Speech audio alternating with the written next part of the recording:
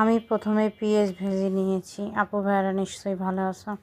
আদা নিয়েছি, রসুন নিয়েছি, পেঁয়াজ বাটা নিয়েছি, ধনিয়ার গুঁড়া, জিরের গুঁড়া, লবণ, হলুদ, গুঁড়ামরিচ। আসলে আমি আমার সবজির আন্দাজ বুঝে মশলা নিয়েছি। তোমরা তোমাদের সবজির আন্দাজ বুঝে মশলা নেবা। আমি মশলাটাকে সুন্দর করে কষা নিয়েছি। তেল উঠে গেছে, পরে আমি ছোলার ডাল দিয়ে ছোলার ডালটাও একটু সুন্দর করে কষায় নেব। এই 5 মিনিটের মতন কষায় নিয়েছি। কষায় নেওয়ার পরে দেখো আমি এখানে যে তেল উঠে গেছে, এরপর যে আমি 1 কাপ পানি দিয়ে দেবো, ফুটন্ত পানি দিয়ে দেবো এর জন্য যেন আমার ছোলাটা তাড়াতাড়ি সিদ্ধ হয়ে যায়, ছোলাটা সিদ্ধ হয়ে যাবে এর জন্য। এই পর্যায়ে আমি ছোলাটাকে ঢেকে দেবো। আসলে কেউ কিছু মনে করো না, আমার এই কাইকো করে ঢাকাটা আমার ছেলে হাতেরতে পড়ে ভেঙে গিয়েছে, তার জন্য বড়টা উল্টায় নিয়েছি। এ দেখো, তারপরে আমি এই যে একটা পাতাকপির অর্ধেকটা নিয়েছি। তারপরে এটাকে আমি সুন্দর করে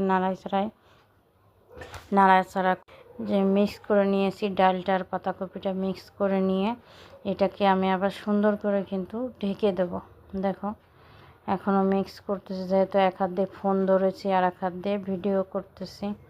পরে দেখো আমি ফোনটা রেখে আবার আমি এই যে 2 হাতে মিক্স করে নিয়ে এভাবে পর্যায়ে ঢেকে দিয়ে কষাচ্ছি। এই পর্যায়ে আমি আলু দিয়ে দিচ্ছি। আলু দিয়ে কষায় নিব, সুন্দর করে আবারও কষায় নিব। কষানোর পরে তারপরে চিংড়ি মাছ দিচ্ছি। তোমরা চাইলে চিংড়ি মাছ দিয়েও রান্না করে খেতে পারো, চাইলে ডিম দিয়েও রান্না করে খেতে পারো। আসলে গোশ দিয়ে সবসময় খাওয়া হয়েছে, চিংড়ি মাছ দিয়ে কেউ কখনো পাতাকপি দিয়ে ছোলার ডাল দিয়ে রান্না করে খাওনি হয়তো। এই যে আমি চিংড়ি মাছ দিয়ে করতেছি, তোমরা ডিম দিয়েও করতে পারো। অনেক টেস্ট ছিল খাবারটা, জানো না? তোমরাও রান্না করে খাইলে টেস্ট লাগবে। এরপর যে আমার কাছে একটু লবণ কম মনে হলো, তাই আমি লবণ দিয়েছি। তারপরে দেখো আমি সুন্দর করে মিক্স করে নিচ্ছি। এখন এই পর্যায়ে ধনেপাতা দিয়ে এটা 3 মিনিট এটা ধনেপাতা দিয়ে দিলাম। তরকারিটা কিন্তু হয়ে গেছে। থ্যাংক ইউ ভিডিওটা দেখার জন্য। এই ধোঁয়ার জন্য কেউ দুঃখিত। সবাই